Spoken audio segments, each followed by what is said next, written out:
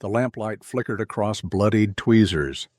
In the small cabin deep in the Montana wilderness, Ruth Palmer's steady hands worked over a man's skull, extracting something that had lived there for 18 years, something that had stolen his hearing, his voice, his hope. They say the devil hides in small places. Ruth had never believed that, not until the night she pulled one from a man's ear and heard him speak for the first time since he was 19 years old. But that moment, that impossible miracle, came at the end of a journey that began 3 weeks earlier with a choice between two hells. 3 weeks earlier, Bitterroot Valley, Montana Territory, November 1884. The courtroom smelled of tobacco and old wood. Ruth Palmer sat in the front row, her hands folded in her lap, her back straight despite the weight of 260 pounds pressing into the hard wooden bench. She had learned long ago not to slouch. Slouching made people think you were ashamed, and Ruth Palmer had done nothing to be ashamed of. Judge Henry Carver looked down at her from his bench, his weathered face grave. He was a fair man, Ruth knew, as fair as the law allowed, but fairness and justice were not always the same thing. "Mrs. Palmer," he said, and his voice carried through the silent room, "this court has reviewed the petition filed by Mr. Thomas Garrett regarding the death of his wife, Sarah Garrett, on September 15th of this year. The petition claims negligence on your part as the attending midwife." Ruth kept her face still. She had attended Sarah Garrett's birth. She had watched Sarah bleed out on her own bed while her husband paced the hallway, drunk on whiskey and rage. She had tried everything she knew, every technique she had learned from her mother and from the medical texts she had studied in secret. But Sarah had died anyway, and the baby with her. However, Judge Carver continued, this court is also aware of certain irregularities in this case. In the back of the courtroom, Reverend Joseph Kern shifted in his seat. Ruth could feel his eyes on her back, cold and judgmental. The Reverend had been the one to start the rumors, the one to whisper in Thomas Garrett's ear that a woman Ruth's size had no business practicing medicine, that her very presence was an affront to God's natural order. Given the complexity of this matter, the judge said, and the lack of definitive evidence of negligence, this court is prepared to offer an alternative to the asylum commitment Mr. Garrett has requested. Ruth's heart hammered. The asylum. The Territorial Women's Asylum in Helena, where women who were inconvenient, difficult, or simply unwanted were sent to disappear. Where fat women like Ruth were put on starvation rations and forced into hard labor until they either conformed or died. "You have 72 hours to enter into a legal marriage," Judge Carver said. "Should you do so, and should your husband be willing to assume responsibility for your welfare, this court will dismiss the petition and close this matter." Ruth stared at him. Marriage. To whom? She was 28 years old, widowed for 2 years, and considered unmarriageable by every standard that mattered in Bitterroot Valley. Her first husband had married her for the land she inherited. He had died of pneumonia without ever once looking at her with anything resembling affection. "The court has already identified a suitable candidate," the judge continued. "Mr. Silas Worth has agreed to the arrangement." A murmur ran through the courtroom. Ruth turned, searching the faces behind her. Silas Worth. She knew the name. Everyone in Bitterroot Valley knew the name. The mountain man who lived 15 miles outside town. The deaf recluse whose wife had died in childbirth 3 years ago. The man the Reverend had called cursed, whose very presence in town made people nervous. He stood near the back, tall, and weathered, his face expressionless. He wore a clean but worn suit that looked uncomfortable on his lean frame. His dark eyes met hers for just a moment before sliding away. "Do you accept these terms, Mrs. Palmer?" Judge Carver asked. Ruth looked at the judge, then at Reverend Kern, who was watching with barely concealed satisfaction, then at Silas Worth, who stood perfectly still waiting. The asylum or the mountain, slow death or unknown fate. "I accept," Ruth said. Done. The ceremony took place that afternoon in the same courtroom. No flowers, no guests except the required witnesses, no pretense that this was anything but a legal transaction. Reverend Kern was conspicuously absent. Judge Carver performed the ceremony himself, reading the words quickly and without flourish. Ruth repeated her vows in a voice that did not shake. Silas Worth said nothing. He simply nodded when prompted, his jaw tight. "You may kiss the bride," Judge Carver said. Silas hesitated. For a long moment Ruth thought he might refuse. Then he leaned down and brushed his lips against her cheek. Quick, perfunctory, cold. "Congratulations," the judge said, though his tone suggested condolences might be more appropriate. As they left the courthouse, Thomas Garrett stood on the steps, his face red with drink and fury. "This isn't over," he said to Ruth. "You killed my wife. You'll answer for it." Silas stepped between them. He did not speak, did not need to. His size and stillness were enough. Thomas Garrett backed away muttering. Ruth followed her new husband to a wagon loaded with her few possessions. He helped her up onto the seat without meeting her eyes, then climbed up beside her and took the reins. They rode out of Bitterroot Valley in silence. The journey took 4 hours through falling snow. The road climbed steadily into the mountains, away from the valley, away from civilization. Ruth watched the landscape change. Pine forests closed in around them. The air grew colder, thinner. Silas Worth drove with steady competence, his shoulders hunched against the wind. Ruth studied him when she thought he was not looking. His face was weathered from years outdoors, carved into harsh lines by weather and solitude. His hands on the reins were scarred and strong. Every 45 seconds or so, his jaw would clench a small spasm of tension that came and went like clockwork. She tried speaking to him once, asking about the route.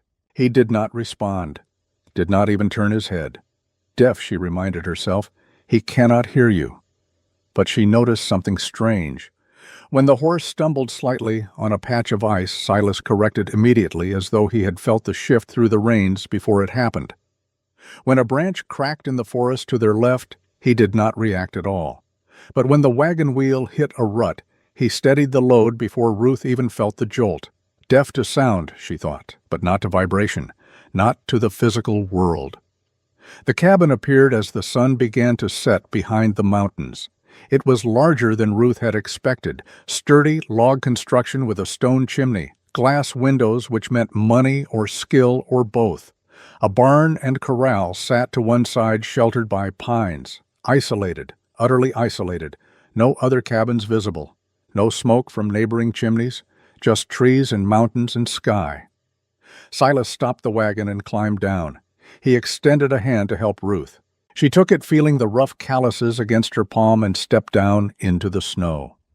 He led her inside without ceremony. The cabin was neat, almost austere, one main room with a stone fireplace already laid with wood, a table and 2 chairs, a small kitchen area with a cast-iron stove, 2 doors on opposite walls, both closed.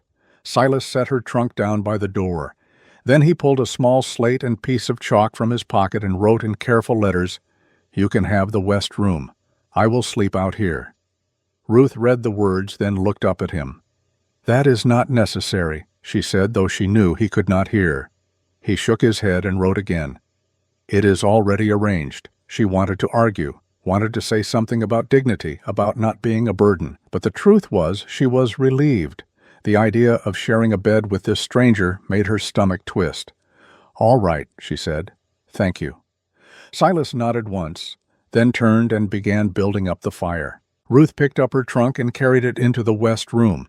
It was small, but clean. A narrow bed with a patchwork quilt, a dresser with a cracked mirror, a single window looking out onto the darkening forest, and on the small table beside the bed, 3 books. She picked up the first one, Gray's Anatomy, a medical text, expensive, well-worn. Ruth sat on the edge of the bed, staring at the book in her hands. A deaf mountain man with medical texts. A man who had agreed to marry a stranger to save her from the asylum. She did not understand. But for the first time since Sarah Garrett's death, she felt something other than despair. She felt curious. Ruth woke to darkness and sound. Not sound exactly. Impact. A heavy thump from the main room, like a body hitting the floor. She sat up, heart-pounding, and fumbled for matches. Her hands shook as she lit the small oil lamp on the bedside table. The flame caught, grew pushed back the darkness. Another sound, a groan low and animal and full of pain. Ruth threw back the quilt and grabbed her robe. She opened the door. Silas Worth lay on the floor near the fireplace, convulsing. One hand clawed at the right side of his head. His face was twisted in agony, pale and slick with sweat. The slate lay beside him, chalk scattered across the floor. Ruth's medical training overrode her shock. She crossed the room quickly and knelt beside him. "Silas," she said, knowing he could not hear, but unable to stop herself. "Silas, look at me." His eyes opened, dark and desperate and filled with suffering so profound it made her breath catch. She grabbed his wrist, checked his pulse, rapid and thready. Not good. She leaned close, examining his face in the firelight. His right pupil was dilated larger than the left. Cranial pressure. Dangerous. Ruth's mind raced through possibilities. Stroke, tumor, infection, injury. Her eyes fell on his right ear. In the lamplight she could see something. A faint darkness deep in the canal, and worse, a thin trickle of blood seeping out. She grabbed the lamp and held it close, angling the light. The ear canal was inflamed, swollen, and deep inside, barely visible, something moved. Ruth's stomach turned, but she did not look away. She grabbed the slate, wrote quickly. "Something alive in your ear. Let me extract it." Silas stared at the words, then at her. For several long seconds, he did not respond. The convulsions had stopped, leaving him trembling and exhausted. But his eyes were clear enough to understand what she was asking. Finally, slowly, he nodded. Ruth stood. Her hands were steady now. She had delivered 23 babies. She had set broken bones and lanced infections and sutured wounds. She had watched Sarah Garrett die and had been unable to save her. But this she could do. She moved to the kitchen, built up the fire in the stove, set a pot of water to boil. While it heated, she gathered supplies. Clean cloth. Whiskey from the shelf. The small sewing kit from her trunk, which contained fine tweezers she had used to remove splinters and glass shards. She sterilized the tweezers in the boiling water, then held them over the flame. The metal glowed faintly, then cooled. Silas had managed to drag himself to the table. He sat slumped in the chair, head in his hands, breathing hard. Ruth brought the lamp close and positioned it on the table. She poured a small amount of olive oil into a bowl, warmed it slightly, then drew it up into a clean eyedropper. She touched Silas's shoulder. He looked up. She pointed to the table, mimed lying down with his head turned. He understood. He stretched out on the table on his side, his right ear facing up. Ruth positioned the lamp as close as she dared. "This is going to hurt," she said, even though he could not hear. The words were for herself, a reminder of what she was about to do. She dripped the warm oil into his ear canal. 1 drop, 2, 3. The oil would loosen debris, encourage anything living inside to move toward the opening. They waited. 5 minutes that felt like hours. Ruth kept her hand on Silas's shoulder, feeling the tension in his muscles, the trembling that ran through him. Then she saw it. A segmented body emerging from the canal, dark and glistening in the lamplight. She picked up the tweezers. Her hand did not shake. The first attempt failed. The creature pulled back deeper into the canal. Silas made a choked sound. Ruth adjusted her grip, used the curved forceps instead, the ones designed for grasping. She could see the thorax now, the way the segments connected. She got purchase on the body just behind what she thought might be the head, held firm, and pulled, slowly, carefully, steadily. Silas's hands clenched on the table edge, hard enough that his knuckles went white. Blood seeped from beneath his fingernails. But he did not move his head. The creature came free all at once. A beetle larva 2 inches long, blood slicked and writhing. Segmented legs clawed at the air. Ruth dropped it into a jar of whiskey she had prepared. The larva thrashed once, twice, then went still. For a long moment, neither of them moved. Then Silas sat up. He stared at the jar, at the thing floating in the amber liquid. His hand rose slowly to his ear, touching the spot where for 18 years something had lived and fed and stolen his hearing. Ruth waited. She did not know what to say, did not know if there were words for this. Silas opened his mouth. The sound that came out was rough, unpracticed, the vocal cords of a man who had not spoken in nearly 2 decades. "I can hear you." 3 words. Simple. Devastating. Ruth's eyes filled with tears. Silas looked at her, really looked at her, and for the first time since their wedding, something in his face cracked open. Not relief. Something deeper. Something that looked like grief, for all the years he had lost. "Your heartbeat," he whispered, his voice hoarse. "I can hear your heartbeat." They sat at the kitchen table in the hours before dawn. Neither spoke. Ruth's hands shook with delayed shock. Silas stared at the jar containing the beetle larva, his expression unreadable. The fire crackled. Wind pressed against the windows. The cabin creaked and settled. These were the only sounds, and they were enough. Finally, Ruth broke the silence. "How long?" she asked. Silas did not answer at first. He was looking at his hands, at the blood beneath his nails from where he had gripped the table. When he spoke, his voice was rough, the words coming slowly as though he was remembering how to shape them. 18 years since the mine collapsed. Ruth waited. "I was 19, Silas continued, working the silver mine up Garnet Ridge.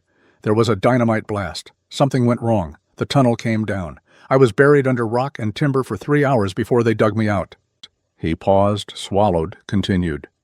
"I was unconscious for 2 days after. When I woke up, the hearing was gone. Doctors said it was concussive deafness, damage from the blast. Nothing to be done." "But it was not," Ruth said. "No." His voice hardened. "The pain started 6 months later. Headaches, pressure. Feels like something was eating through my skull. I went to 7 doctors over the years. They all said the same thing. Psychological. Trauma from the accident. I was imagining it." Ruth felt anger rise in her chest, hot and sharp. "They did not even look," she said. "Why would they?" Silas met her eyes. "I was a deaf mine worker. Not worth the time. Not worth believing." Ruth thought of Sarah Garrett, of the way the Reverend had dismissed her findings, her concerns, her professional judgment, of being called incompetent, negligent, dangerous, of being blamed for a death she could not have prevented. She understood. "Why did you agree to marry me?" she asked. "You could have hired any healer. You did not need a wife." Silas was quiet for a long moment. When he spoke, his words were careful, deliberate. "Because Reverend Kern announced from the pulpit that you killed Sarah Garrett through incompetence. Because he said a woman your size had no business pretending to practice medicine." He looked at her directly. "I have spent 18 years being told my pain is not real. I know what it feels like when people decide you do not matter, when they look at you and see only what is wrong, not what is true." He reached for the slate, wrote slowly, "I thought maybe you would listen, instead of just looking and seeing, broken." Ruth read the words, understood what he was saying, what he was not saying. This man had married her not despite her weight, not despite the scandal, not despite anything. He had married her because he understood what it meant to be dismissed, to be invisible, to have your suffering ignored because you did not fit the shape of what people wanted to see. "I listened," she said quietly. "I believed you, and I was right to." Silas smiled. It was a small smile, tentative and unpracticed, but it was real. "Yes," he said, "you were." They sat in silence again, but this time it was different, comfortable. The silence of 2 people who had found something unexpected, understanding. Ruth woke late the next morning to the smell of coffee. She dressed quickly and emerged from the west room to find Silas at the stove cooking eggs and bacon with careful concentration. He heard her footsteps, actually heard them. He turned, and the wonder on his face was like watching a child discover something magical. "Good morning," he said. His voice was stronger already, still rough but clearer. "Good morning," Ruth replied. She sat at the table feeling strange. This was the first real conversation they had ever had. The first time they had existed in the same space as equals rather than strangers bound by legal necessity. Silas brought her coffee, then returned to the stove. He moved carefully, testing his new reality. Every sound seemed to startle him slightly. The sizzle of bacon, the clink of the fork against the pan, the scrape of the chair when Ruth shifted. 18 years of silence, Ruth thought. And now the world is shouting at him. They ate breakfast together. Silas kept glancing at her, then away, as though he could not quite believe she was real. "Your voice is getting stronger," Ruth observed.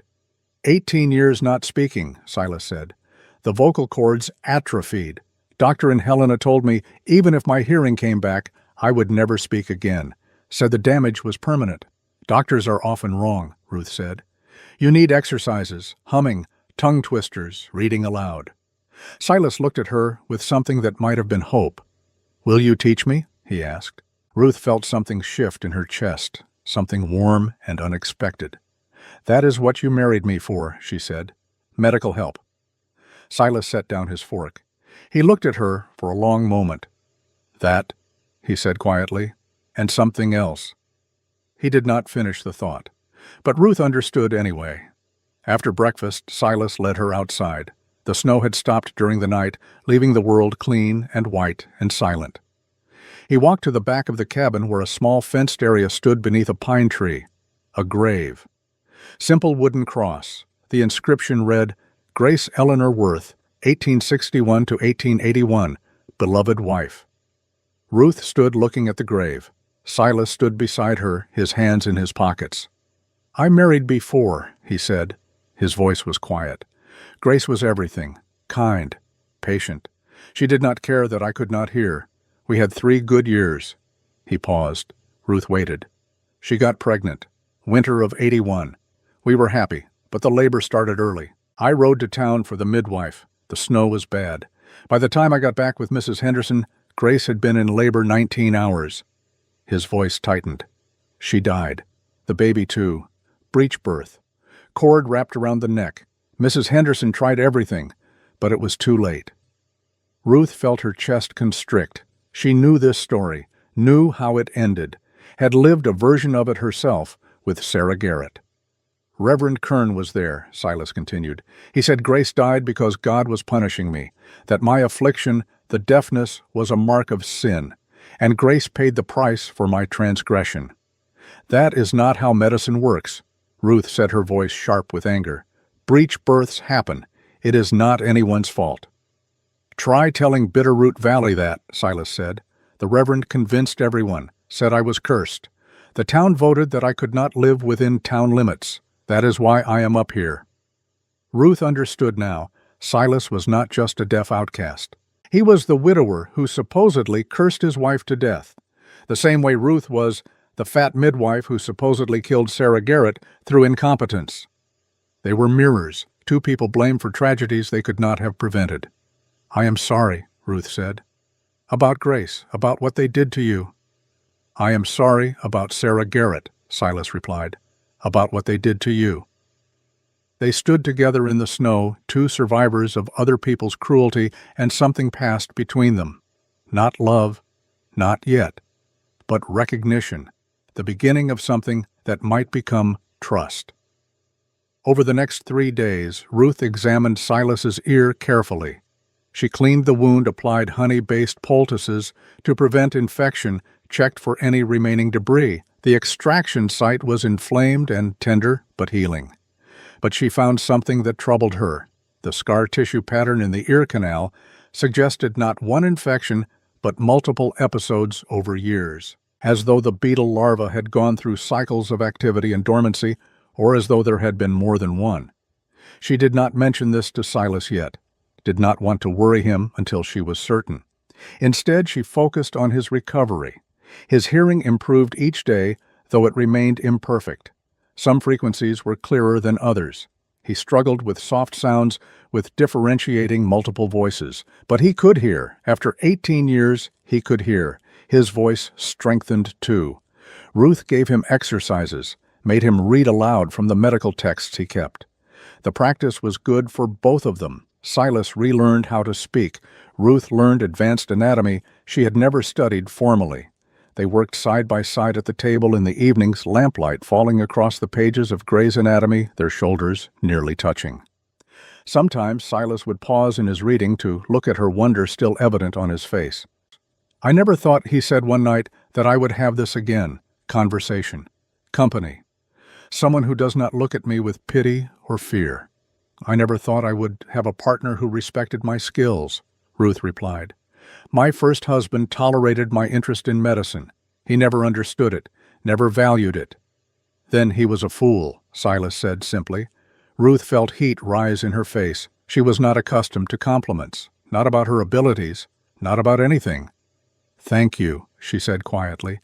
They were building something, she realized, not a marriage in the traditional sense, but a partnership, an alliance of two people who understood what it meant to be dismissed and who had chosen to see each other clearly. It was fragile, new, but it was real. On the fourth day, the visitor came. Ruth was hanging laundry in the cold morning air when she heard the horse. She turned to see a rider approaching up the mountain trail. Deputy Owen Fletcher, uncomfortable in his saddle, his breath misting in the cold. Silas emerged from the barn, alerted by the sound of hoofbeats. He moved to stand beside Ruth, protective without being possessive. Deputy Fletcher reined in his horse and nodded to them both. He looked embarrassed. Mr. Worth, Mrs. Worth, I apologize for the intrusion. State your business, Deputy, Silas said. His voice was still rough but clear enough. Fletcher blinked, clearly surprised that Silas could speak. I have a message from Reverend Kern, he said, pulling a folded paper from his coat. He requests Mrs. Worth's presence at Sunday service. Says she owes the congregation a public accounting for Sarah Garrett's death. Ruth felt ice settle in her stomach. She owes them nothing, Silas said flatly. Reverend says if she does not come, he will petition Judge Carver to annul the marriage. Claims you only married to avoid the asylum, which makes it fraud. Fletcher looked genuinely apologetic as he said it. Ruth's hands clenched. If the marriage was annulled, she would go straight to the asylum. Everything they had built in these 4 days would disappear. I will go, she said. Ruth. Silas turned to her, his expression alarmed. You do not have to. Yes, I do, she said. If I do not, Reverend Kern wins. He destroys me without ever having to face me. He will destroy you if you go. You will stand in front of the entire town and let him humiliate you. Ruth met his eyes. I have been humiliated before, she said. I can survive it. What I cannot survive is running, hiding, letting him control me through fear. Silas held her gaze for a long moment. She could see the conflict in his face, the desire to protect her, warring with the understanding that she had to fight her own battles. Finally he nodded. Then I will come with you, he said. You are banned from town, Ruth reminded him. I do not care. Deputy Fletcher cleared his throat. Actually, Mr. Worth, the ban was lifted last year. Judge Carver ruled it unconstitutional. You are welcome in town, though I would not say you would be welcomed if you understand my meaning. Silas smiled grimly. I understand perfectly. Sunday morning came too quickly. Ruth dressed in her best dress, the one she had worn to marry Silas. It was plain but clean, sturdy fabric that did not pretend to be anything other than what it was. Silas wore his suit, the same one from the wedding. They looked like what they were. Two people preparing for battle. The ride to Bitterroot Valley took 3 hours. They did not speak much. Silas kept glancing at Ruth, his concern evident. Ruth kept her eyes on the road ahead, her mind reviewing everything she wanted to say. The church was packed, every pew full, people standing in the back. All of Bitterroot Valley had turned out to witness Ruth Palmer Worth's humiliation. Reverend Joseph Kern stood at the pulpit, his face grave and righteous. He was a handsome man in his mid-50s, silver-haired and dignified. The kind of man people trusted instinctively. The kind of man who could destroy a reputation with a few well-chosen words. Ruth walked down the center aisle, Silas beside her. Whispers followed them. She heard the words clearly now. Fat, fraud, killer, cursed. She kept walking. She took a seat in the back pew. Silas sat beside her, close enough that their shoulders touched. A silent statement of solidarity. Reverend Kern began his sermon. Brothers and sisters, he said, his voice carrying through the church with practiced ease. We gather today to address a cancer in our community. Mrs. Ruth Palmer Worth stands accused by grieving widower Thomas Garrett of malpractice, resulting in his beloved Sarah's death. Ruth's heart hammered, but she kept her face still. This woman, Kern continued, who lacks moral discipline in her own life, presumed to practice medicine without training, without certification, without God's blessing. The result was tragedy. A young wife dead, an unborn child lost, a family destroyed. He turned to look directly at Ruth. "Mrs. Worth, stand and repent. Confess your sin and perhaps mercy may be yours." The church was utterly silent. Every eye on Ruth. She stood, felt Silas tense beside her, felt the weight of judgment pressing down on her from every direction. And then she spoke. "I will confess to one thing, Reverend." Kern smiled, thinking he had won. "Yes," he said, "I failed Sarah Garrett." Ruth said, her voice steady and clear. "But not the way you think." Murmurs rippled through the congregation. "Sarah Garrett died of postpartum hemorrhage," Ruth continued. "A medical complication that occurs in one of every 200 births, regardless of the skill of the attending midwife. I could not have prevented it. No one could have." "You dare—" Thomas Garrett stood up from his pew, his face red. "You dare to blame Sarah for her own death." "I am not blaming Sarah," Ruth said. "I am blaming you." Gasps, shocked silence. "I failed Sarah because I did not notice the bruises on her arms," Ruth said. "I did not ask why she flinched when you entered the room during labor. I did not question why a wealthy woman insisted I deliver her baby at home in secret instead of at the hospital in Helena." She pulled a small notebook from her pocket, her medical notes. "Sarah Garrett was not dying from childbirth complications," she said. "She was dying from months of internal injuries, old fractures, scarring, damage that had nothing to do with pregnancy and everything to do with repeated violence." Thomas Garrett's face went white. "She had a fractured rib that punctured her liver during the final contractions," Ruth continued. "That is what killed her, not my incompetence, your brutality." Pandemonium, people shouting. Thomas Garrett lunging forward only to be held back by other men. Reverend Kern trying to restore order, his face furious. Ruth stood in the center of the chaos, her heart pounding, but her voice unwavering. "I have documented everything," she said. "Every bruise, every old injury, every symptom. And I am requesting a formal medical examination of Sarah's remains. Let a real doctor review the evidence. Let the truth speak." She looked directly at Reverend Kern. "Unless you would prefer to keep hiding the truth, Reverend, unless you would rather blame a fat midwife than address the violence in your own congregation." Kern's face was purple with rage, but he could not speak, could not refute her, could only watch as his carefully constructed narrative crumbled. Ruth sat down. Silas immediately took her hand, his grip firm and warm. She had done it. Declared war. There would be consequences, terrible ones probably. But she had spoken the truth, and that mattered more than safety. As the congregation erupted in argument and accusation, as Thomas Garrett was dragged from the church still shouting, as Reverend Kern tried desperately to regain control, Ruth and Silas sat together in the back pew. Two people against a town, two voices against a chorus of judgment, but they were not afraid, not anymore. They left the church as the sun began to set, the congregation still in chaos behind them. No one stopped them, no one even looked at them. Ruth climbed into the wagon, her hands shaking now that the adrenaline was fading. Silas took the reins and guided the horse back toward the mountain road. They were a mile outside town when Ruth finally spoke. "I think I just declared war," she said. Silas glanced at her, and to her surprise, he was smiling. "Good," he said. "You will need an ally." He reached into his coat and pulled out a folded telegram, handed it to Ruth. She unfolded it, read the words in the fading light. Dr. Margaret Hayes, Women's Medical College, Philadelphia. Arriving Bitterroot Valley, December 10th. Ready to examine Grace Worth's remains. Judge Carver. Ruth stared at the telegram. "You asked the judge to investigate Grace's death," she said. "You gave me the idea," Silas replied.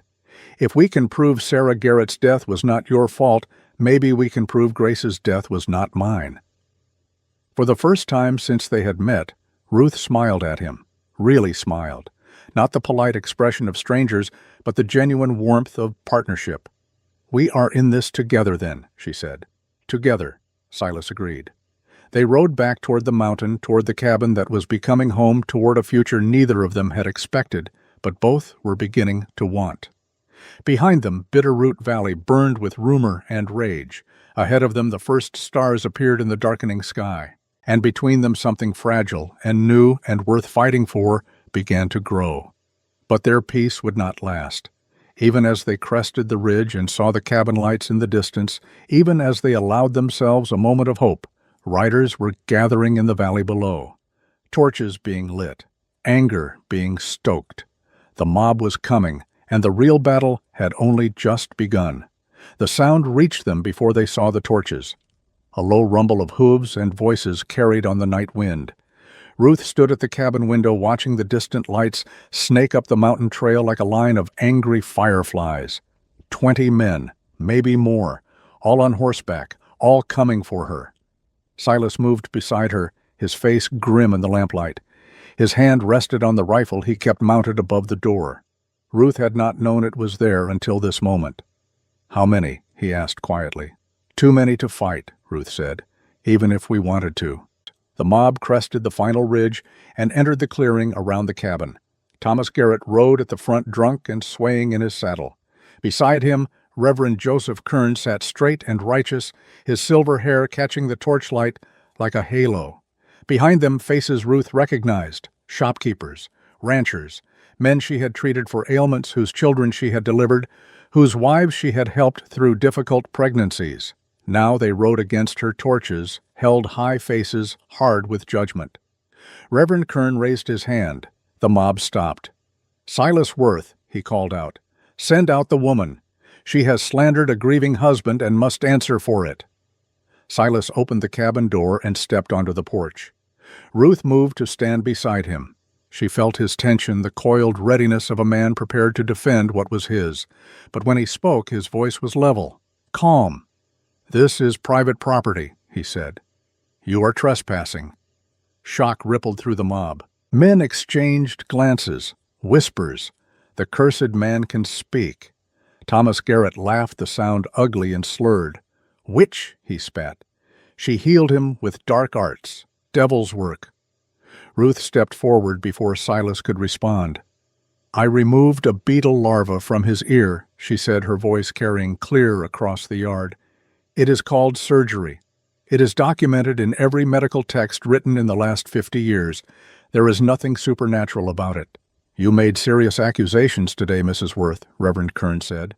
His voice was smooth, controlled, a preacher's voice designed to command and persuade. "Do you have proof that Thomas Garrett harmed his wife?" "I have medical documentation," Ruth replied. "I have requested a formal autopsy." "Desecrating a Christian woman's grave." The Reverend's voice rose with practiced outrage. "This is blasphemy." "Then Mr. Garrett has nothing to fear from examination," Ruth said. "Medical evidence will speak the truth." Thomas lurched forward in his saddle. "I will not let you dig up my wife to cover your incompetence," he shouted. "You killed her with your fat hands and your ignorance, and now you try to blame me?" The words hung in the cold air. Ruth felt them like blows. Fat, ignorant, killer. The same words she had heard her entire life weaponized and aimed at her heart. But before she could respond, hoofbeats sounded from the trail. Another rider approaching fast. Judge Henry Carver emerged from the darkness, his horse lathered with sweat. He had ridden hard to get here. Ruth realized with sudden clarity that he had been following the mob, waiting to intervene if violence seemed imminent. "Gentlemen," the judge said, his voice tired but firm, "this gathering is illegal. You are on Mr. Worth's property without permission. I suggest you disperse before I am forced to bring charges." "With respect, Your Honor," Reverend Kern said. "Mrs. Worth has made serious accusations against a respected member of our community. She cannot be allowed to hide behind her marriage and escape justice." Judge Carver dismounted slowly. He was an old man, Ruth saw, older than she had realized. The ride up the mountain had cost him. "Mrs. Worth has legal right to request medical review of any death she attended," the judge said. "If Mr. Garrett refuses examination, that refusal can be presented to territorial court as evidence of obstruction." Thomas Garrett's face went purple.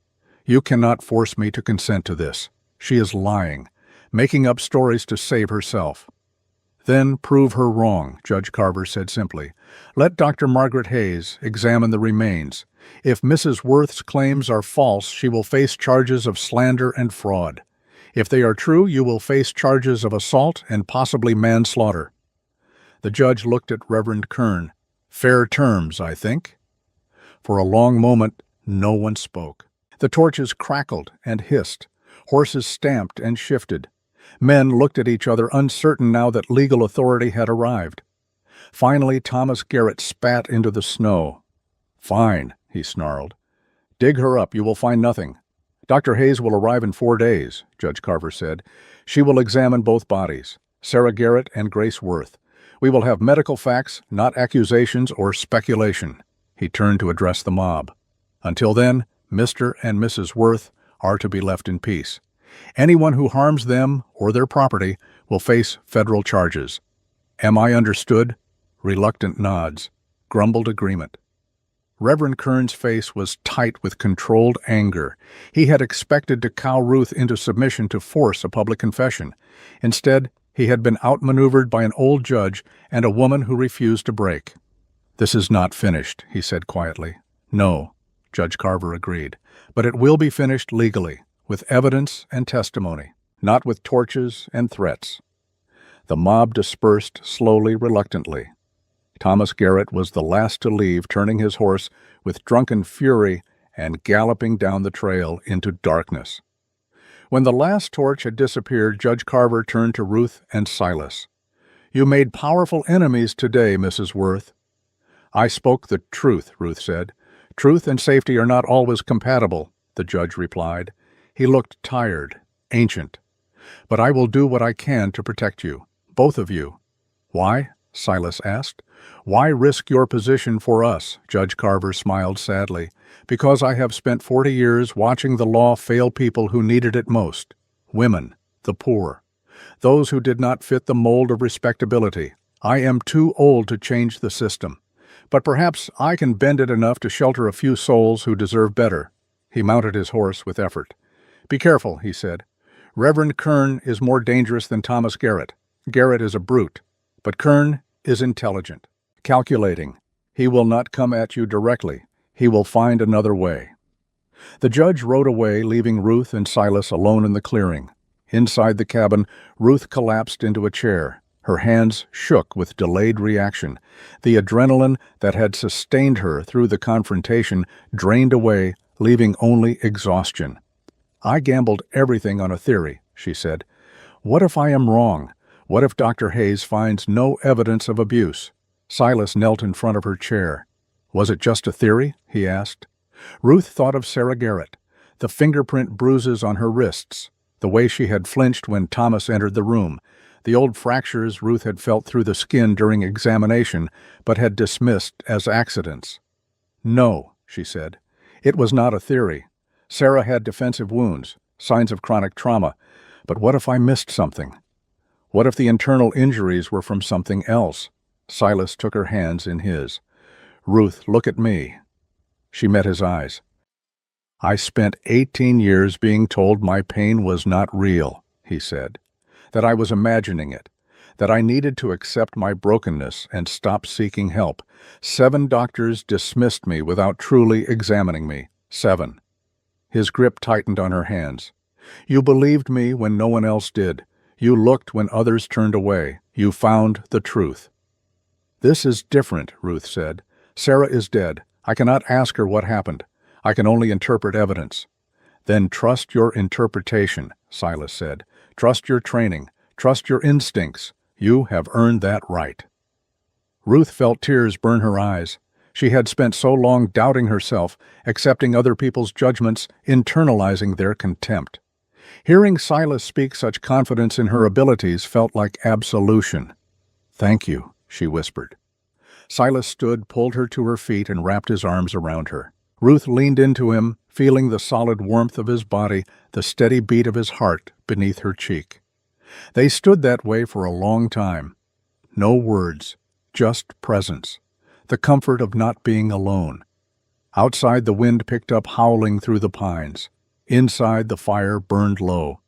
And between two people who had found each other in the wreckage of their separate tragedies, something deeper than partnership began to grow, something that felt like love. The next morning brought another visitor, this one unexpected.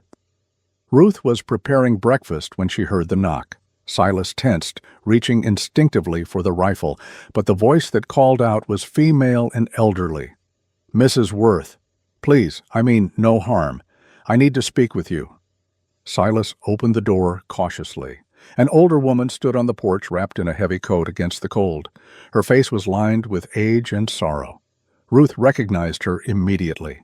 Helen Garrett, Thomas Garrett's mother. "May I come in?" Helen asked. "I have something to tell you, something important." Ruth nodded to Silas. He stepped aside, letting the woman enter.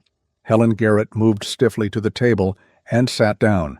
She was perhaps 65, gray-haired and dignified, despite her obvious distress. She folded her hands in her lap and looked at Ruth with red-rimmed eyes. "Is it true?" she asked. "Did my son hurt Sarah?" Ruth chose her words carefully. "I believe so, but I need Dr. Hayes to confirm my findings." Helen closed her eyes. A single tear slid down her weathered cheek. "I knew," she said. "God help me, I suspected. Sarah came to me once with bruises on her arms. She said she had fallen. But the way she said it, the way she looked away when she spoke, I knew she was lying." "Why did you not help her?" Ruth asked gently. "Because I did not want to believe my boy could do such things," Helen said. "I raised him, fed him, loved him. How could I accept that he had become a monster?" She pulled a handkerchief from her pocket, pressed it to her eyes. "But that is not why I came. I came to tell you something about Reverend Kern, something Sarah told me before she died." Ruth and Silas exchanged glances. "What did she tell you?" Ruth asked. Helen took a shaking breath. "Sarah confessed to me that she was having an affair with Joseph Kern." The words fell like stones into still water. "The Reverend," Ruth said. "It started a year ago," Helen continued. "Sarah came to him for counseling. Her marriage was difficult. Thomas drank, lost his temper. Joseph offered comfort, spiritual guidance, but it became more." She twisted the handkerchief in her hands. "Sarah got pregnant. She did not know if the baby was Thomas's or Joseph's. She was terrified. She went to Joseph for help." Helen looked up, met Ruth's eyes. "He gave her herbs, said they would calm her nerves, help her sleep. But I think he was trying to end the pregnancy." Ruth felt ice settle in her stomach. "Abortifacients," she said. "I do not know the medical term," Helen said. "But Sarah was bleeding before labor started. She told me the herbs made her sick, made her cramp, but she kept taking them because Joseph told her to trust him." Ruth's mind raced. Abortifacient herbs in late pregnancy would cause contractions, potentially trigger premature labor, and in high doses could cause hemorrhaging. "The bleeding during labor," Ruth said slowly. "It was not just from delivery complications. She was already hemorrhaging from the herbs." Helen nodded miserably. "I think Joseph tried to end the pregnancy and failed. The baby was too far along, and when Sarah went into labor, the damage was already done." "Why did you not tell anyone?" Silas asked. "Because Sarah made me promise," Helen said. "She was ashamed, afraid. She did not want anyone to know about the affair. And after she died, I thought, what good would it do? She was gone. The baby was gone. Speaking would only destroy more lives." She looked at Ruth. "But then I heard what you said in church, how you were blamed for Sarah's death, how Joseph stood in the pulpit and called you incompetent, and I realized he is letting you take the blame for what he did." "Do you have proof?" Ruth asked. "Anything in writing?" Helen reached into her coat and pulled out a small leather-bound book. "Sarah's diary. She wrote everything. The affair, the pregnancy, the herbs Joseph gave her. Everything." She handed the book to Ruth. "I want you to have it. Use it to clear your name. Use it to make Joseph answer for what he did." Ruth took the diary with trembling hands. This changed everything. If Sarah had documented the affair, the herbs, the hemorrhaging, it would prove that Ruth had not caused her death, that Reverend Kern had. "Thank you," Ruth said. This took courage. "No," Helen said. "Courage would have been helping Sarah when she was alive. This is just atonement." She stood to leave. "Will you testify?" Ruth asked. "When Dr. Hayes arrives," Helen hesitated, then nodded. "Yes, I will tell the truth, all of it, even if it destroys my family's reputation. Sarah deserves that much." After Helen left, Ruth opened the diary with shaking hands. Page after page of Sarah Garrett's neat handwriting, confessions, fears, desperate prayers, and detailed descriptions of the herbs Reverend Kern had given her. Pennyroyal, black cohosh, tansy, all known abortifacients, all dangerous in high doses. Silas read over her shoulder. "He killed her," he said quietly. "Maybe not intentionally, but he gave her poison, and it killed her." "And then he blamed me," Ruth said. "Stood in the pulpit and called me incompetent to hide his own guilt." Anger burned in her chest, hot and righteous. "We have to tell Judge Carver," she said. "We will," Silas agreed. "But first we prepare. When Dr. Hayes arrives, we give her everything. Medical notes, diary, testimony. We build a case so strong that even Reverend Kern cannot talk his way out of it." Ruth nodded. They had 4 days until Dr. Hayes arrived. 4 days to document everything, to prepare their evidence, to make sure the truth could not be denied. They worked without rest. Ruth reviewed her medical notes on Sarah Garrett's delivery, adding observations she had dismissed at the time. The old bruises, the way Sarah had whispered, "Please do not tell Thomas," when Ruth asked about injuries, the bleeding that had started before full labor. Silas helped her organize the information, his veterinary training giving him insight into anatomy and physiology. Together, they created a comprehensive medical timeline of Sarah's final months. They also spent hours each evening on Silas's recovery. His hearing continued to improve, though it would never be perfect. Some frequencies remained muffled. Background noise overwhelmed him, but he could hear conversation, could distinguish individual voices, could participate in the world in ways he had not been able to for 18 years. His voice strengthened too. The exercises Ruth gave him worked. Each day he read aloud from medical texts, slowly rebuilding the neural pathways between thought and speech. One evening, as they sat together by the fire, Silas paused in his reading and looked at her. "Ruth," he said, "I need to tell you something." She set down her own book and gave him her full attention. "When Judge Carver first proposed this marriage, I agreed because I needed medical help. That was true, but there was another reason." He reached for the slate-old habit, then seemed to remember he could speak. He set it aside. "I was lonely," he said. 18 years alone on this mountain. 18 years with no one to talk to, no one who saw me as anything other than cursed or broken. I thought even if this marriage is just a transaction, at least I will have company." He looked at her directly. But somewhere between the extraction and the church confrontation, and sitting here reading together, it stopped being a transaction, at least for me. Ruth's heart hammered.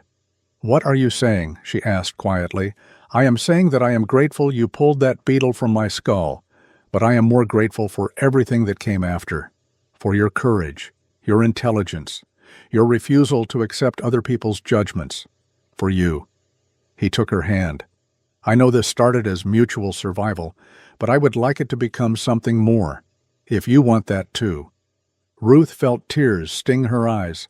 She had been married before to a man who had tolerated her existence but never valued her, who had seen her as property, as a burden, as something to be endured. Silas saw her as a partner, an equal, someone worth choosing. "I want that," she said. "I want this to be real." Silas smiled. Not the tentative expression he had worn before, but something full and genuine and beautiful. He leaned forward slowly, giving her time to pull away if she wanted. But Ruth did not pull away. She met him halfway. The kiss was gentle, tentative. The kiss of two people learning each other for the first time. When they pulled apart, both were smiling. "I have never been kissed like that," Ruth said. "Like what?" Silas asked. "Like I matter." Silas cupped her face in his scarred hands. "You matter more than you know." They sat together by the fire, holding each other as the night deepened around them. Outside, winter pressed against the windows. Inside, warmth and hope and the beginning of love. Dr. Margaret Hayes arrived on December 10th, exactly as promised. She came in a hired carriage accompanied by Judge Carver and a young assistant who carried her medical equipment. She was a formidable woman. 45 years old, stern-faced with steel gray hair pulled into a tight bun. She wore a practical traveling suit and carried herself with the confidence of someone who had fought for every inch of respect she commanded. Ruth met her at the door, suddenly nervous. This woman was everything Ruth aspired to be: educated, certified, recognized. What if Dr. Hayes found Ruth's theories baseless? What if 18 years of self-education meant nothing compared to formal training? But Dr. Hayes extended her hand with a firm grip and a small smile. "Mrs. Worth, Judge Carver has told me about your case. I am intrigued." They worked together for 2 days, first examining Grace Worth's remains, which required exhuming the grave behind the cabin. It was grim work. Silas stood at a distance, unable to watch. Dr. Hayes worked methodically, documenting everything. Ruth assisted handling instruments, taking notes, learning from every observation. "After 6 hours, Doctor." Hayes straightened and removed her gloves. "Grace Worth died of postpartum hemorrhage secondary to placental abruption," she said. "The fetus was breached with nuchal cord entanglement, double complication, either one of which could have been fatal." She looked at Silas, who had finally approached. "Mr. Worth, there is nothing in these remains that suggests curse or divine punishment. This was medical tragedy. Mrs. Henderson, the attending midwife, did everything correctly with the medical knowledge available in 1881. You could not have prevented this. No one could have." Silas stood very still. Ruth saw his throat work, saw the tears that filled his eyes. 18 years, he said hoarsely. 18 years I thought I killed her." "You did not," Dr. Hayes said firmly. "You loved her. You tried to get help. You did everything a husband could do. Her death was not your fault." Silas turned away, overcome. Ruth went to him, wrapped her arms around him as he wept. Not the quiet tears from before, but deep, wrenching tears. Grief and relief and the release of guilt he had carried for so long. Dr. Hayes watched with sympathy, then tactfully moved away to give them privacy. When Silas had composed himself, they turned their attention to Sarah Garrett. The exhumation of Sarah Garrett's body was performed in Bitterroot Valley under Judge Carver's supervision. Thomas Garrett was required to attend his face a mask of fury and fear. Dr. Hayes worked with the same methodical precision. Ruth assisted again, this time with Helen Garrett present as witness. The examination took most of a day. When Dr. Hayes finally emerged from the makeshift examination room in the courthouse, her face was grave. "Multiple healed fractures," she announced to the assembled witnesses. 3 ribs, left radius, right clavicle, all between 6 months and 1 year old at time of death. She consulted her notes. Extensive internal scarring, evidence of repeated blunt force trauma to the abdomen, and most significantly, a lacerated liver that shows signs of both old and new damage. "Meaning what?" Judge Carver asked. "Meaning Mrs. Garrett had been systematically beaten for months before her death. The final labor contractions caused the damaged liver to rupture completely, resulting in internal hemorrhaging that would have been impossible to stop without surgical intervention." Dr. Hayes looked at Thomas Garrett. "Mrs. Worth did not kill your wife, Mr. Garrett. You did." Thomas lunged forward. Sheriff Fletcher and 2 deputies restrained him. "Lies!" he screamed. "All lies. She was clumsy. She fell. She was always falling." "The fracture patterns are inconsistent with falling," Dr. Hayes said coldly. "They are consistent with defensive injuries and direct blows." She turned to Judge Carver. "There is one more thing. Chemical analysis of tissue samples shows high levels of pennyroyal oil and other compounds consistent with abortifacient herbs. Someone gave Mrs. Garrett these substances in the weeks before her death." Ruth pulled out Sarah's diary and handed it to the judge. "Sarah documented everything," she said, "including who gave her the herbs." Judge Carver read the diary in silence. His face grew darker with each page. Finally he looked up. "Sheriff Fletcher, you are to arrest Reverend Joseph Kern immediately. Charges include administering dangerous substances without medical license, adultery, and accessory to manslaughter." The sheriff nodded and left with his deputies. Thomas Garrett stopped struggling. All the fight went out of him. "The Reverend," he said. "Joseph Kern gave Sarah poison. He gave her abortifacients," Dr. Hayes said. likely attempting to end a pregnancy, but Mrs. Garrett was too far along. The herbs triggered premature labor and caused additional hemorrhaging that, combined with her existing injuries, proved fatal. She looked at Thomas without sympathy. Your wife died because two men harmed her. You with your fists, Reverend Kern with his herbs and his lies. Mrs. Worth tried to save her and could not. The blame lies with you, not her. Reverend Joseph Kern was arrested during evening service. He did not resist, did not protest, simply stood from the pulpit and allowed himself to be led away in chains. The trial began 2 weeks later. All of Bitterroot Valley crowded into the courthouse to witness the fall of their spiritual leader. Ruth sat in the front row beside Silas, their hands clasped together. Dr. Hayes sat on her other side, ready to provide expert testimony. The prosecutor was thorough. He presented Sarah's diary, reading passages aloud. The affair, the pregnancy, the fear. The herbs Reverend Kern had given her, with promises they would help. He called Dr. Hayes, who testified about the medical evidence, the abortifacients in Sarah's tissue, the damage they had caused, the impossibility of Ruth preventing death once the hemorrhaging started. He called Helen Garrett, who testified through tears about Sarah's confession, about the Reverend's manipulation, about the guilt of staying silent. And finally he called Ruth. She took the stand with her medical notes in hand, answered questions about Sarah's delivery, about the symptoms she had observed, about the limitations of medicine in a home birth situation. Did you cause Sarah Garrett's death? The prosecutor asked. No. Ruth said clearly, I did everything possible to save her, but she had been poisoned and beaten. No midwife could have prevented her death under those circumstances. Yet Reverend Kern publicly blamed you. Yes, he stood in the pulpit and called me incompetent, called me negligent, tried to have me committed to an asylum. Why do you think he did that? Ruth looked directly at Reverend Kern to hide his own guilt, to deflect blame onto someone that society already looked down on, a fat woman, an uneducated midwife, someone no one would defend. But you defended yourself. Yes, because Sarah Garrett deserved the truth, and because I was tired of being invisible. The prosecutor nodded, satisfied.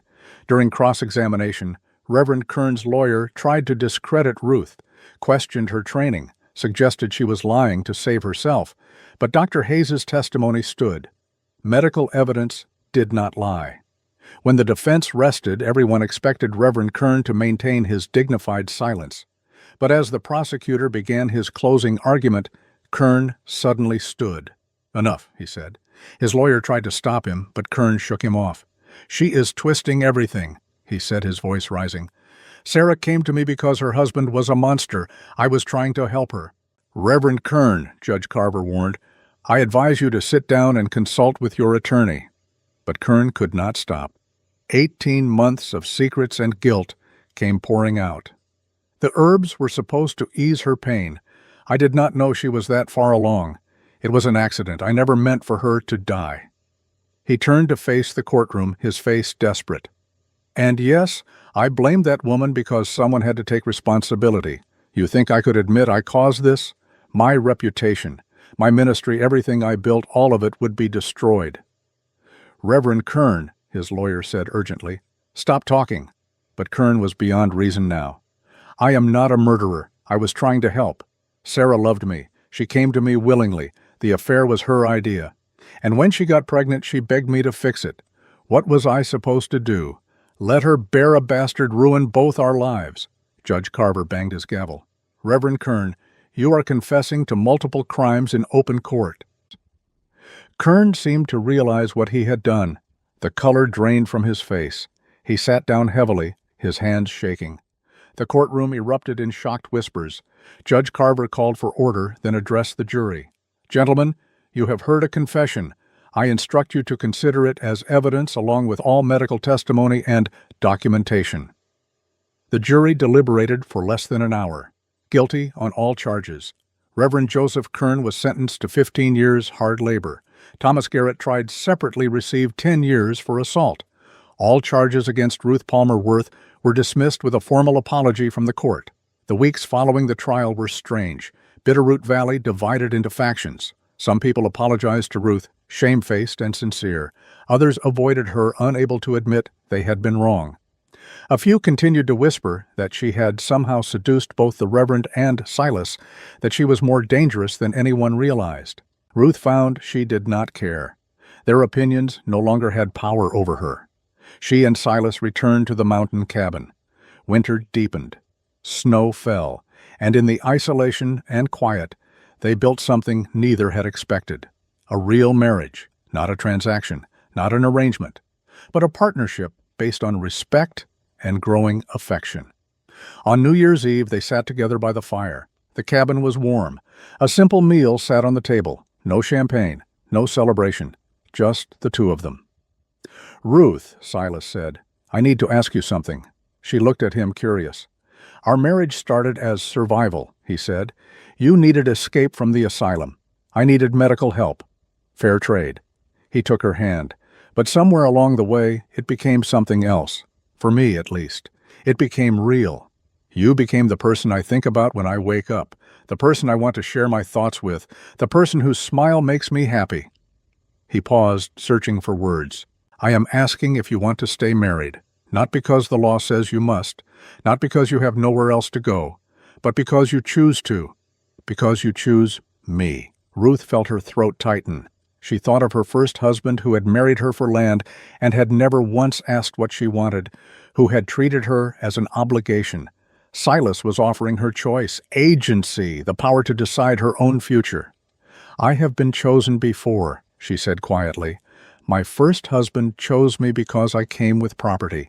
He tolerated me but never saw me, never valued me." She reached up, cupped Silas's weathered face in her hands. "You see me, not my size, not my failures, just me. The person I am underneath all the judgment and shame," she smiled through tears. "So yes, I choose this, I choose you, I choose us." Silas kissed her. Not the gentle, tentative kiss from before. This was deeper, more certain. The kiss of two people who had found each other against impossible odds and were determined to keep what they had built. When they pulled apart, both were smiling. "I love you," Silas said. "I do not know when it happened, but I do." "I love you too," Ruth replied. "Even though you are stubborn and overprotective and read anatomy texts too slowly." He laughed, the sound warm and genuine. They held each other as the old year gave way to the new, as midnight passed unmarked except by the beating of their hearts, as the future opened before them with possibilities they had never imagined. The letter arrived in early January, official stationery from the Women's Medical College of Philadelphia. Ruth opened it with shaking hands, read the elegant script, then sat down heavily. Dr. Hayes had nominated her for admission. The college was accepting applications for the fall term. If Ruth was interested, Dr. Hayes would sponsor her, provide recommendations, help with the process. 3 years of formal medical training, real certification. The respect and recognition Ruth had always dreamed of, but it would mean leaving Silas, leaving Montana, leaving the life they were building. Ruth stared at the letter, torn between desire and duty. That night she showed it to Silas. He read it twice, then looked at her with an expression she could not quite read. "You should go," he said. Ruth blinked, startled. "What? To Philadelphia? You should study. But your ear, your recovery. What if the infection returns? What if you need help?" Silas took her hands. "Doctor, Hayes taught me how to care for it. I will be fine. But Ruth, this is your dream. The thing you have wanted your entire life. I will not be the person who holds you back from it." "You would not be holding me back. You would be my home." "Then I will be here when you return," Silas said. 3 years, 5 years, however long it takes. I will wait." Ruth shook her head. "That is not fair to you." "It is not about fair. It is about loving someone enough to let them grow." Ruth looked at the letter, then at Silas, then back at the letter. An idea formed. Impossible, audacious, but maybe, just maybe, possible. "What if we both went?" she said. Silas stared at her. "I cannot afford medical school." "But you could afford veterinary school," Ruth said, the plan crystallizing as she spoke. Dr. Hayes mentioned the University of Pennsylvania has a veterinary program. You wanted to be a veterinarian before the mine accident, before the beetle, before everything. She pulled out the small amount of money she had saved money from selling her first husband's land. We have enough for both of us if we are careful, if we live simply, work while we study. Ruth, you cannot plan your entire life around me. I am not planning around you. I am planning with you. There is a difference. She gripped his hands tightly. I do not want to choose between career and marriage. I want both. And I think we can have both if we are willing to work for it. Silas looked at her for a long moment. Then, slowly, wonderfully, he smiled. Philadelphia, he said. Together. Together, Ruth agreed. They spent the next month preparing, selling unnecessary possessions, arranging for neighbors to watch the cabin, writing to the colleges to confirm admission possibilities. Judge Carver helped with the legal paperwork. Mrs. Henderson promised to keep the medical practice alive in Ruth's absence, training her granddaughter to take over eventually. Even Helen Garrett contributed, donating money to help with expenses. Atonement, she said, for not helping Sarah when she had the chance. By early March, everything was arranged. On a cold morning with snow falling thick and fast, Ruth and Silas loaded their few belongings onto a wagon and headed down the mountain toward Bitterroot Valley. The town gathered to see them off. Not everyone, but enough. People who had come to respect Ruth's courage, to admire Silas's resilience, to hope that maybe change was possible. Mrs. Henderson hugged Ruth tightly. Come back and teach us what you learn, she said. I will. Ruth promised. Judge Carver shook Silas's hand. You are both examples of what people can become when they refuse to accept other people's limitations. Do not forget where you came from. We will not, Silas said. The train to Philadelphia left at noon. Ruth and Silas boarded together, found seats near the window, and watched as Montana rolled past. Mountains giving way to plains, wilderness giving way to civilization, the past giving way to the future. Are you scared? Ruth asked. Terrified, Silas admitted. I have never been east of Helena. Neither have I. Good thing we are terrified together then, he said, taking her hand. Ruth leaned against his shoulder as the train carried them toward a future neither could have imagined 6 months ago, toward education and opportunity and the chance to become everything they had been told they could never be. Behind them, Bitterroot Valley faded into distance and memory. Ahead, Philadelphia waited with all its challenges and possibilities, and between them, love and partnership and the unshakable certainty that whatever came next, they would face it together. The mountain had tested them. The truth had freed them. Now the world was theirs to claim. Philadelphia in winter was nothing like Montana. The city pressed in from all sides, buildings stacked on buildings, people crowding the streets, noise and smoke, and the constant clatter of progress. Ruth and Silas arrived in March of 1885 with 2 trunks and enough money to last 3 months if they were careful. They found a boarding house near the university, 1 room, a shared kitchen, walls so thin they could hear their neighbors breathing. It was the hardest 3 years of Ruth's life, and the best. The Women's Medical College did not welcome her with open arms. She was older than most students, self-taught rather than classically educated, and fat in a profession that valued the appearance of discipline and control.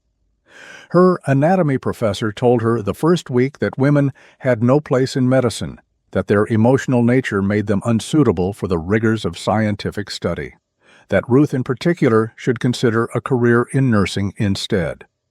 Ruth passed his final exam with the highest marks in the class. The obstetrics professor dismissed her theories about postpartum hemorrhaging, said her experience with Sarah Garrett had clearly traumatized her into seeing complications where none existed. Ruth wrote a paper on recognizing signs of domestic violence in pregnant patients. It was published in the American Journal of Obstetrics 3 months later. The surgery instructor told her she lacked the physical strength required for operating. Ruth assisted in 23 successful surgeries her 2nd year, performed her first solo appendectomy her 3rd year. The patient lived. Every day was a battle, every lecture a test. every clinical rotation an opportunity to prove herself. Ruth fought for every inch of respect she gained, and she gained it. Silas had his own struggles. The University of Pennsylvania veterinary program accepted him, but made clear he was a charity case, an older student with limited formal education and a history of disability. They expected him to fail. He did not fail. He worked nights at the stockyards to pay expenses, studied during breaks, practiced surgical techniques on cadavers until his hands moved with the certainty of muscle memory. His professors were surprised by his knowledge. He had spent years treating animals on the mountain, learning through trial and necessity. What he lacked in theory, he compensated with practical experience. By the end of the first year, they stopped treating him like charity. By the end of the second year, they were asking his opinion on difficult cases. Through it all, Ruth and Silas held each other up. On nights when Ruth came home in tears from another professor's cruelty, Silas reminded her why she was fighting. When Silas doubted whether he belonged in a classroom, Ruth showed him how far he had already come. They studied together at their small table, ate cheap meals and dreamed of the future, made love quietly in their narrow bed while the city rumbled around them. And slowly and possibly they both succeeded. Ruth graduated in May of 1888, 7th in her class of 30 women. Dr. Margaret Hayes stood in the audience crying with pride. Silas graduated 2 weeks later, first in his class of 12 veterinary students. Judge Carver had sent a telegram of congratulations that Silas kept folded in his pocket. They stood together outside the university on graduation day, diplomas in hand, credentials earned through blood and sweat, and stubborn refusal to quit. "We made it," Ruth said wonderingly. "We did," Silas agreed. Dr. Hayes approached them with an offer. A position for Ruth at Philadelphia Women's Hospital, good salary, opportunity to work with the best doctors in the country. Ruth was tempted. Philadelphia had given her education recognition respect she had never known in Montana. But that night, lying beside Silas in their boarding house room, she thought about what they had left behind. The mountain cabin, the wide sky, the people who needed doctors but could not afford the train fare to cities. "Silas," she said into the darkness, "do you want to stay here?" He was quiet for a long moment. "Philadelphia gave us everything we needed," he said finally, "but it is not home." "No," Ruth agreed, "it is not." Judge Carver wrote last month, said Bitterroot Valley has not had a proper doctor since old Doc Miller died. They are desperate.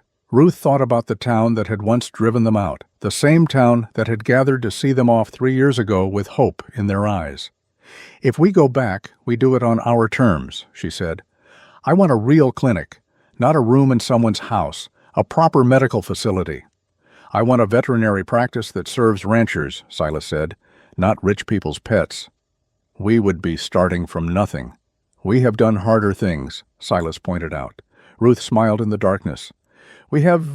Haven't we?" The decision was made. They were going home. Bitterroot Valley in June of 1888 looked both the same and utterly different. The railroad had brought growth. New buildings lined Main Street. New families had settled. The town had doubled in size, but some things had not changed. The mountains still rose against the sky. The valley still stretched wide and green, and the people still needed healing. Judge Henry Carver met them at the train station. He had aged in 3 years, moved slower, breathed harder, but his smile was genuine and warm. "Dr. Worth," he said, shaking Ruth's hand. "Dr. Worth," he said to Silas, shaking his as well. "Welcome home." The title felt strange and wonderful. Dr. Worth. Not Mrs. Worth, the midwife. Not Ruth, the fat woman who killed Sarah Garrett. Dr. Ruth Worth, certified physician. Building the clinic took 4 months. The town council donated land. Helen Garrett donated funds.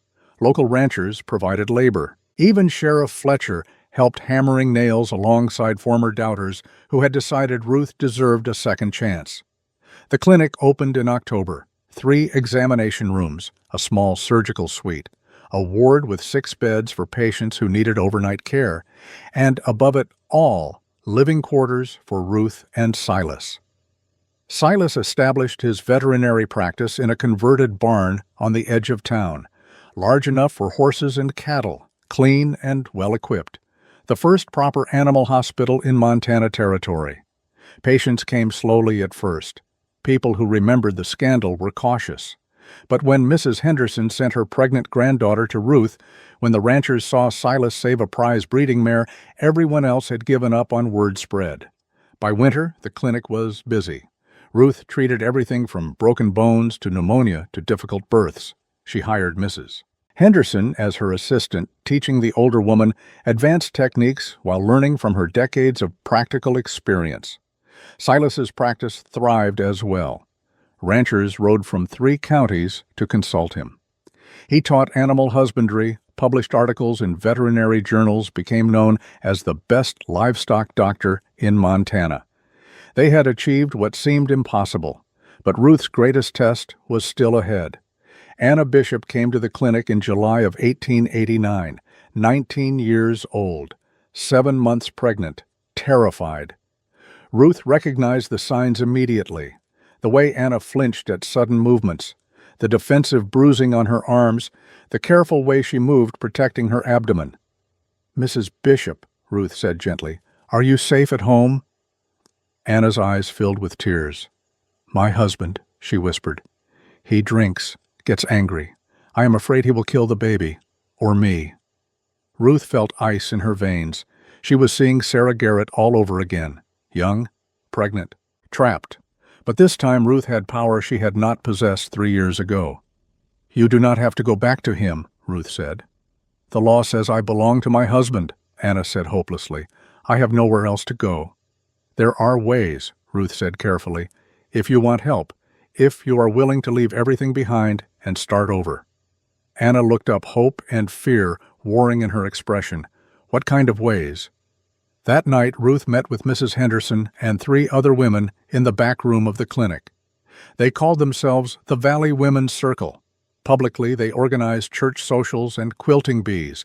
Privately, they ran an underground network helping women escape abusive marriages. "Can we get her out?" Ruth asked. Mrs. Henderson nodded. "We have done it before. We can do it again. But it has to look legitimate. Husband cannot suspect, or he will hunt her down." They planned carefully. Anna would give birth at the clinic. Ruth would list complications that required Anna to stay for extended recovery. During that time, they would arrange transport to Oregon, create new identity papers, find her placement with a sympathetic family. Anna's husband would be told his wife and baby died in childbirth. There would be a funeral, an empty coffin, grief he would be expected to display publicly, and Anna would live, would raise her child in safety, would have the chance Sarah Garrett never got. The plan worked perfectly. Anna delivered a healthy baby girl in late August.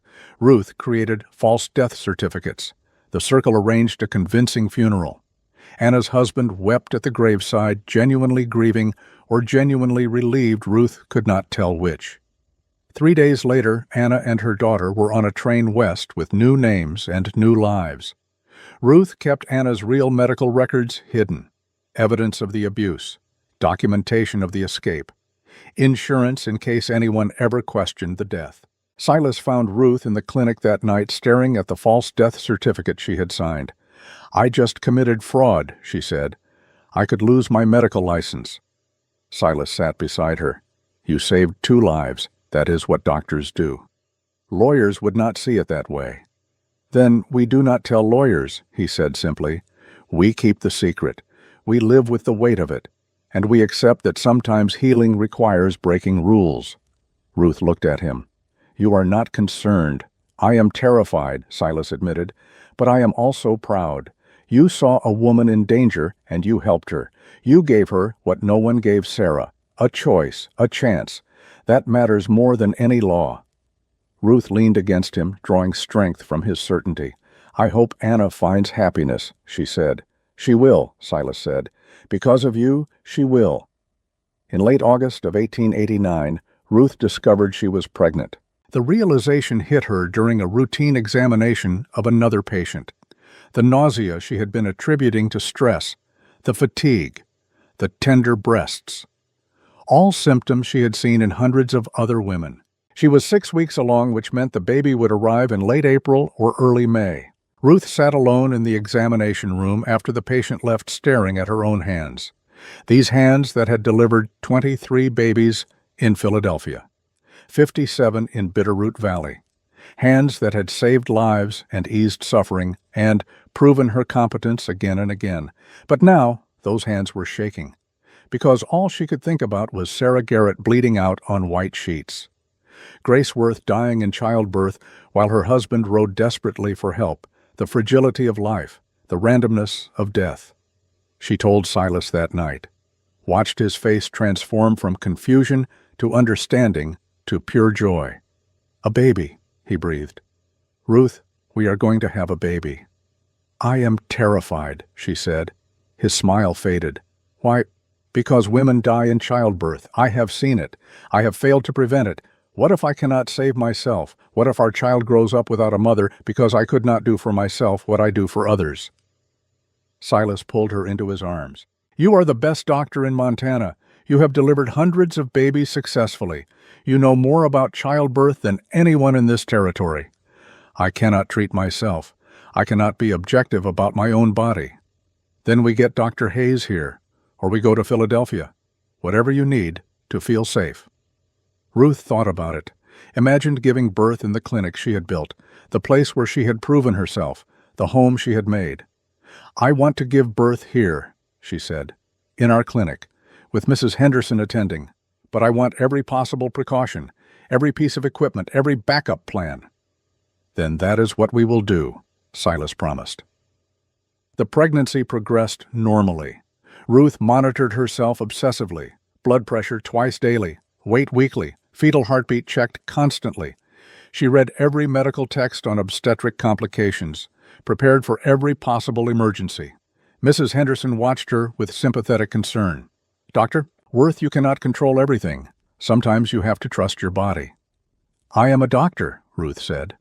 "I do not trust, I verify." But as the months passed and the baby grew strong and active, Ruth began to relax, started to believe that maybe possibly she could do this. Until late April of 1890, when labor began. The contractions started at midnight on April 28th. Ruth woke Silas immediately, her medical training overriding panic. "Get Mrs. Henderson," she said, "and prepare the surgical suite just in case." Silas moved with calm efficiency.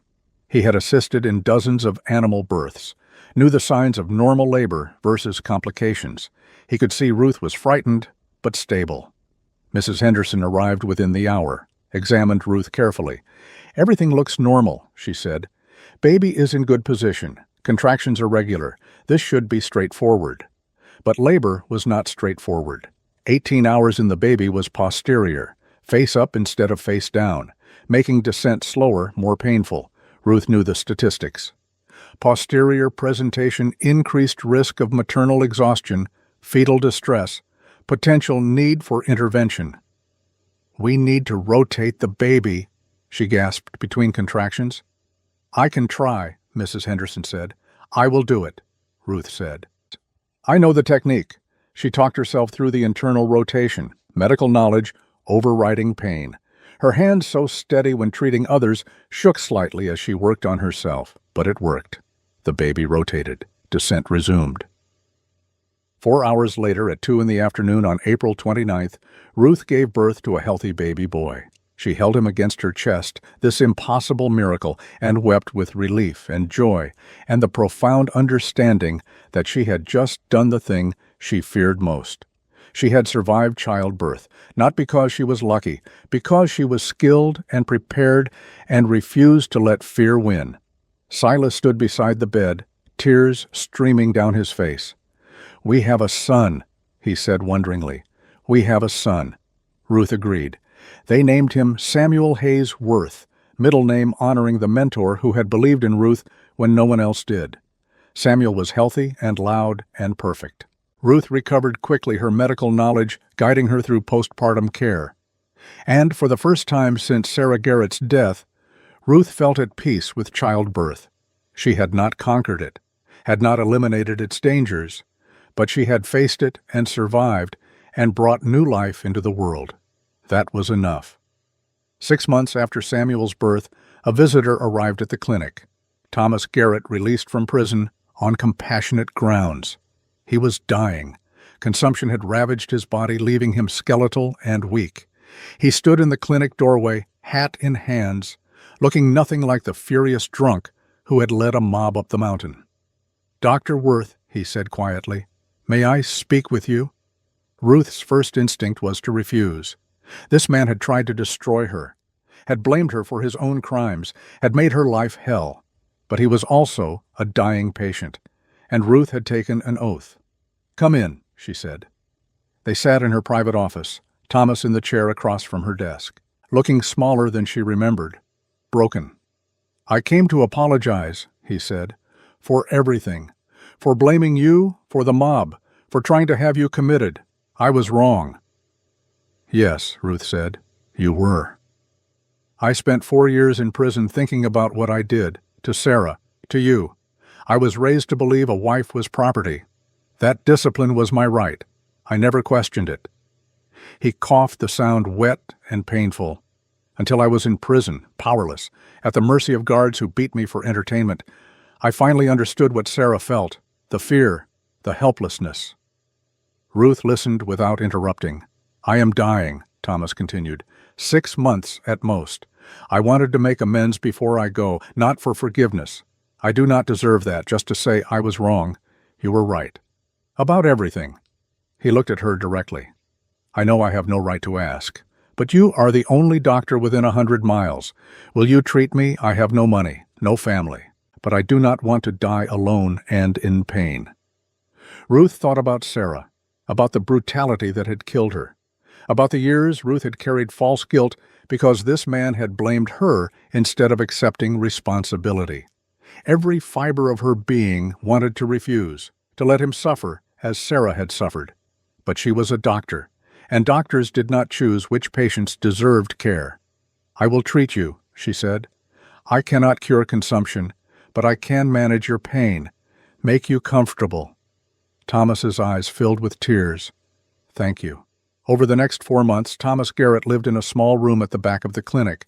Ruth visited him daily, adjusting his laudanum doses, treating his symptoms, keeping him as comfortable as medical science allowed. They talked sometimes about his childhood, his father's violence, how he had learned that love and cruelty were the same thing. Ruth did not forgive him, but she understood him, saw him as a product of broken systems, broken men raising broken sons in an endless cycle.